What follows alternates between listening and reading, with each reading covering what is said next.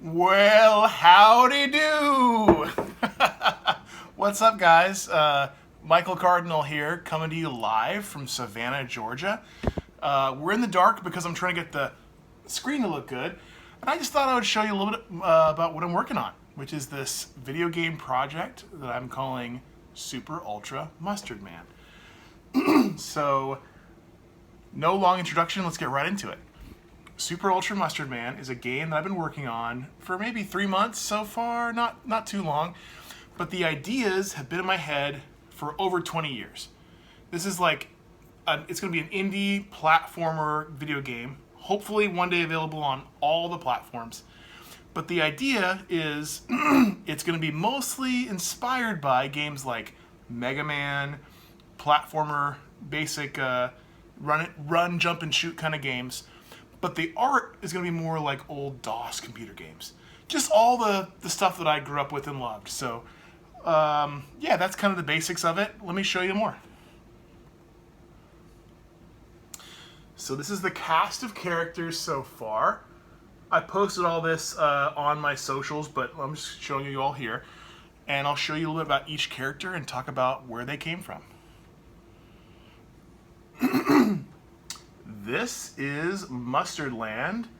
This is the world in which the player, you, will run around the world and explore each of these areas and defeat all 17 villains of Mustard Land. And some behind the scenes, some sprite work here. Probably looks a little similar to like maybe Mega Man. Maybe with the eyes, a little bit of like King's Quest. There's a lot of inspirations for this game. A lot of little known RPGs like Star Tropics, Little Ninja Brothers, so many others. But the inspirations are endless. We'll talk about it as we go. First character up is Mustard Man. This is a character who I kind of came up with in high school. I found doodles cleaning out my closet last week from 2001. So I was class of 04, so 01 I would have been a freshman. Mustard Man's been around for a long time. There was a song. A lot of these characters have like songs. It's a lot of art, but it's a lot of music as well. Super Ultra Mustard Man, taking care of Mustard Land. He shoots mustard from his hand. He is Mustard Man. I used to play that in marching band on the trombone, and everyone learned it. And like I would get the whole trombone section to play it. It's funny. There was one time where I was a senior, and one of the freshmen was like, I was playing it, and he was like, "Oh, you play Mustard Man really well. It's cool. You know Mustard Man?" I was like, "Kid, I wrote it." It was. So anyway, character's been around for a while.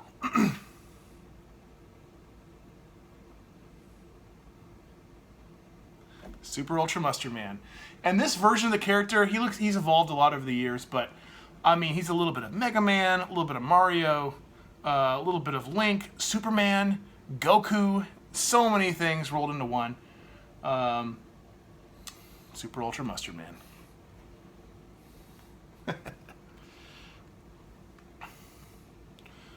Next up, let's see. The camera might be flickering in and out. If it does, I will start a new video. And we're back. Flashlight Man. There you go. So this was a character that me and my friend Eric Lidke came up with in college. When we were freshmen, there was a night where there was a whole weekend where we just didn't sleep. We were like, what happens if you just don't sleep for as long as you can? And I really think we probably went to bed like Thursday night and didn't go back to bed until Sunday night. And we were so delirious, we were just like, everything was funny. It's one of those college weekends. I mean, no drugs or alcohol or anything were involved, and we were just coming up with the funniest stuff. And the best thing of all was Flashlight Man. He had a flashlight for a head, flashlight for arms, and the whole joke was he had too many sidekicks. There was Lantern Boy 1, Lantern Boy 2, one was depressed, and the other one was too. And there was Candle Girl. It was just, he just had too many sidekicks, and that was the joke.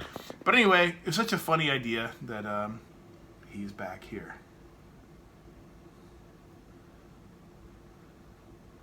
I'm just going to go in through these. Shining light in the darkness. Flashlight Man. And he'll be in the Caves of Darkness on the map. Next up, we've got Alligator Girl. This was based on a joke that my brothers and I had when we went to Florida years ago. We used to go to Florida every Christmas to see our grandparents and everything. And one year we went out to the movie theater to see probably like Lord of the Rings or something. And there was this kind of swampy area out in front of the parking lot. And there was this little girl with a crowd of adults all around her, kind of by this swampy lake. And she was like summoning alligators. She was making this weird burpy sound. I can't even do it. It was like this, this little tiny little girl making this noise, and alligators would come up to her. And so we would tell the story. We're like, oh yeah, remember the alligator girl? I remember years ago that alligator girl? And the stories would get like increasingly exaggerated until eventually we had this whole imaginary story about an actual alligator girl. And she had a little song. Alligator girl, living in a human world. And she exists now in Mustard Land, relaxing on the beach, taking selfies. Living in a human world, Alligator Girl.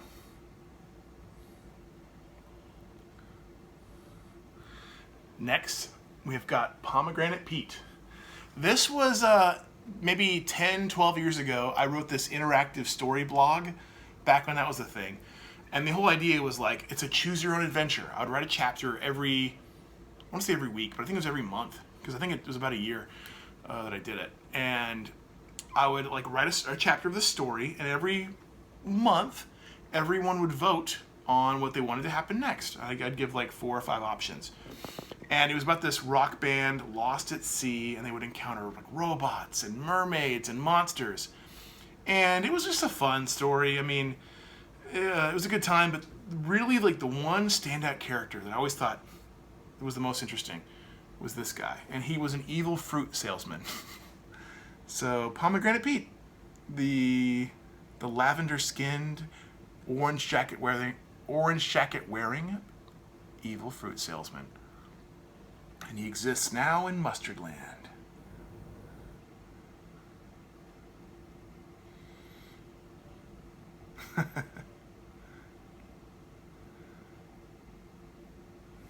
Purple fruit salesman, Pomegranate Pete.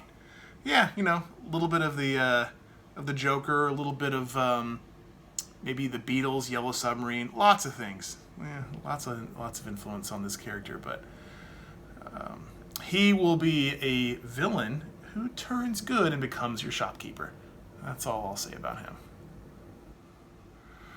And he will exist in the Evil Forest, of course, on the map. Captain Ketchup is a proper rival for Mustard Man. So let's get my chair over here. He is just like Mustard Man in every way, except instead of shooting mustard from his hand, he shoots ketchup. And he wears sunglasses, so he's kind of cool. Yeah, Captain Ketchup.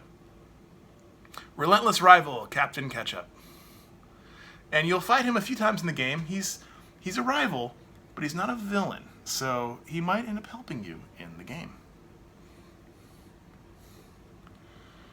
All right, next up, Corndog 99. This is maybe my favorite character in the whole game.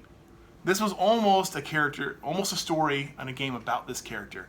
But Mustard Man was a little bit funnier, a little bit lighter. Corndog is a character that I came up with my friend Calvin when we were in 7th grade. Calvin and Ian. And we had this whole story for her. And she was the original story, summarized, was she was a bored, impatient girl who wanted to enter a fighting tournament. But it was a men-only tournament, and so she had to dress up as a man to fight. And then, with the tragedy, she was killed. But she was rebuilt as an evil robot, and she wanted to seek revenge on the man who killed her, who ended up being her ex-lover. And so it was a whole story, and it was... Ooh, yikes, sorry about that. Let me just prop this back up. That might happen a little bit. Let me just adjust the lighting. So, hey, it's gonna happen, right? I don't have a selfie stick or anything. I'm just kind of propping this up. Corndog99. I later changed the name to Crystal Blade, which I've used that character in a few different projects.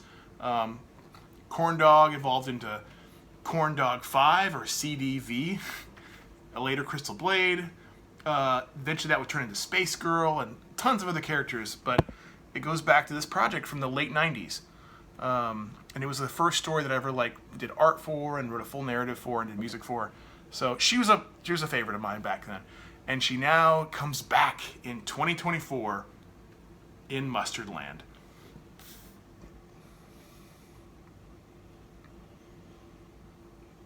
Reawakening.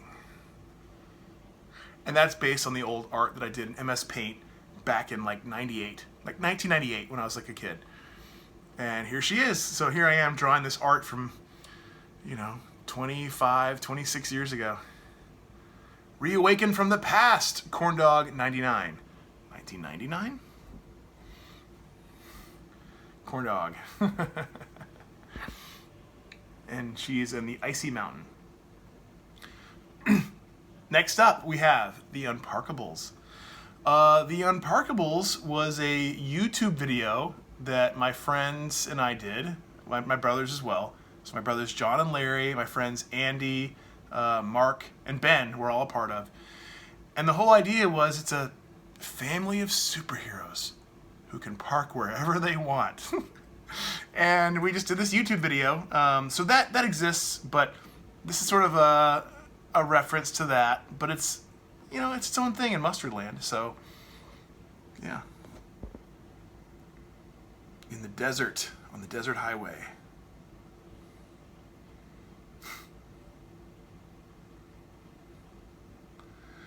They can park anywhere, the Unparkables. Yeah. There's so much more I could say about every single character in this game, but we're gonna move on because I know, I don't want to be out here all day. Saltina. This character in the game is the Crystal Guardian, the Crystal Warrior of Salt Tower.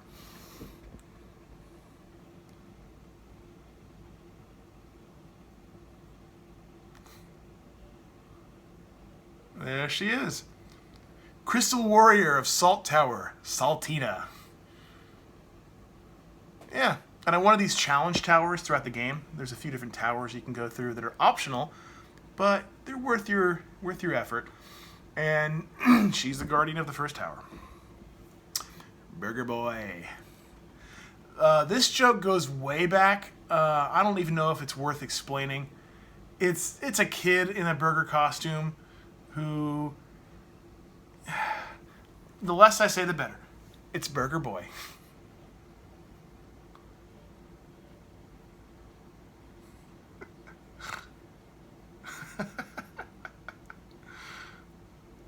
The snack that bites back, Burger Boy. And he exists in the Hamburger House. Next up, we got Boathead. Boathead was a Flash animation that I worked on with my dear friend Eric Stetson. And Eric did the music. Him and I came up with this crazy idea for this character who had a boat for a head, and he was a rapper. Eric wrote the music, I did the animation, and it was just a lot of fun. And it just was worth bringing back to exist in Mustard Land.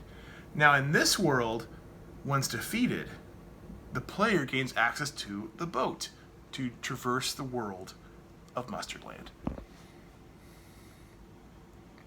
Sleepy Harbor. Waking up.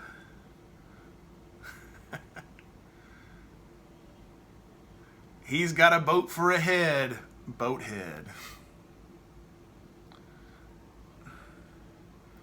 All right, next up, Honey Mustard. This is a friendly character. You don't fight Honey Mustard. She's just a little girl who is your ally in the game. Dear friend and helpful ally, Honey Mustard. And she'll be all over the map, but think of her as like Mega Man's role, Mega Man's sister, or or Eddie in those games, the little guy who just throws you free items, you know. Just she shows up and helps you out sometimes. And we're back with the character's spooky character, the game's spooky character, Zombie Bob.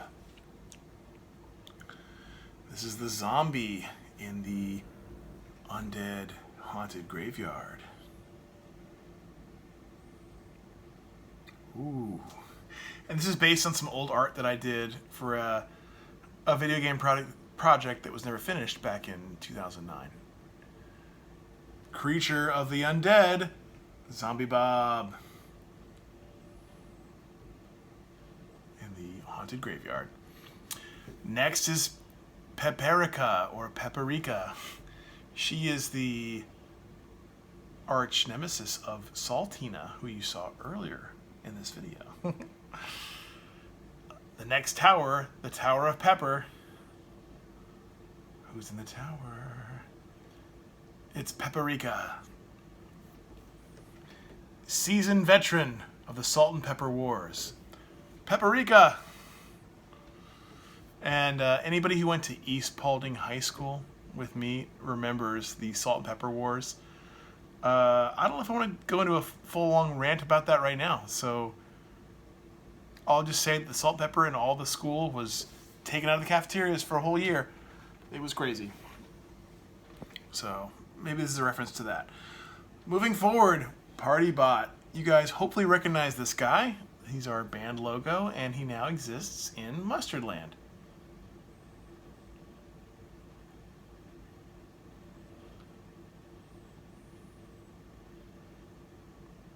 Have a robot party with Party Bot. And anybody who knows me knows that Robot Party is our band. But yeah, this guy comes to life again in Mustardland. In the robot laboratory. Next up, Pants McShirt. Now, this character was from a musical that I worked on in college that was finished but never really put on stage or filmed. There was a full script, full song, everything was done. It was even casted. We just never finished it. And this is not so much a reference to the character, or this is not so much that character as a reference to the name. Pants McShirt. Just the best character name ever. And he's just a big pair of pants. A decent pair of pants.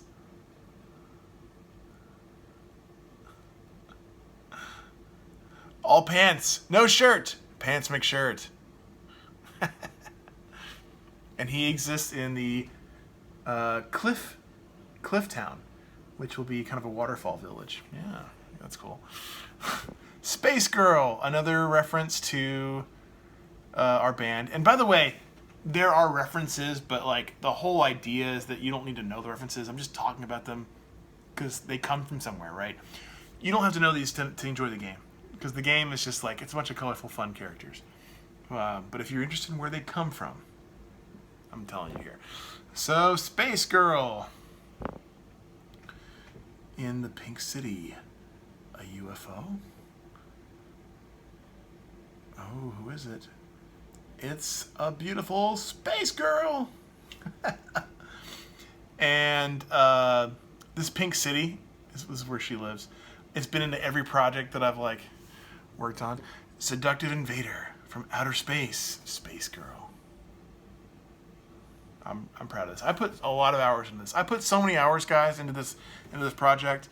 That's why I want to make a video, because I put so many hours of late nights into every single drawing. This is 146 unique drawings, a lot of hours, and I wanted to show it off and explain kind of what these were. We're moving forward.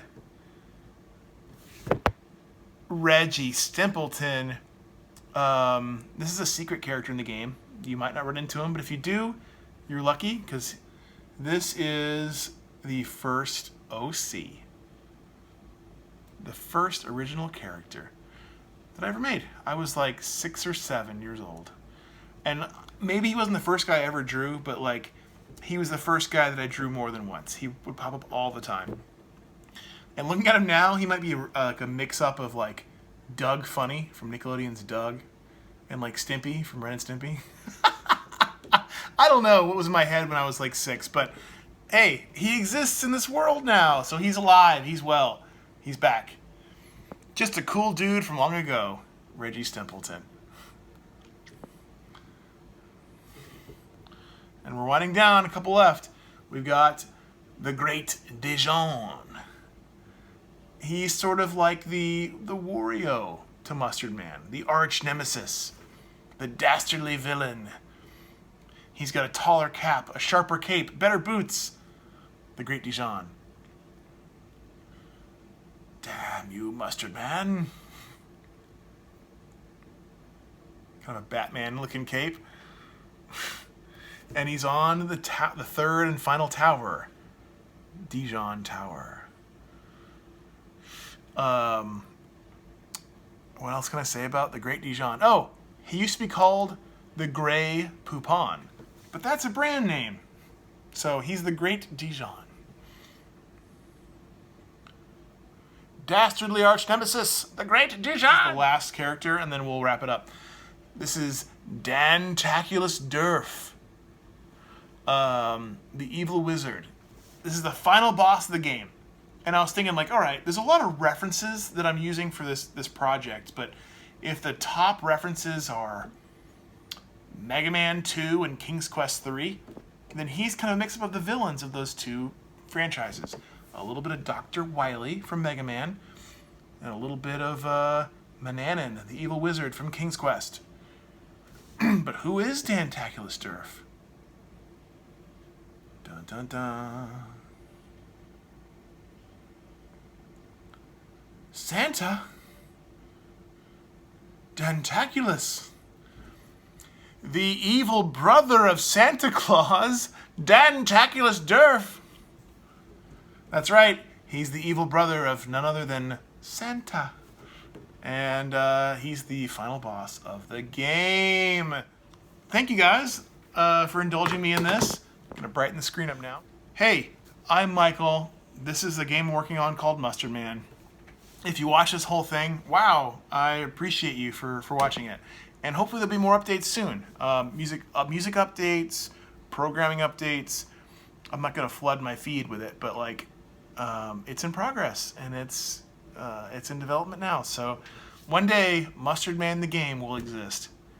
Thank you guys. Have an awesome night. See you next time.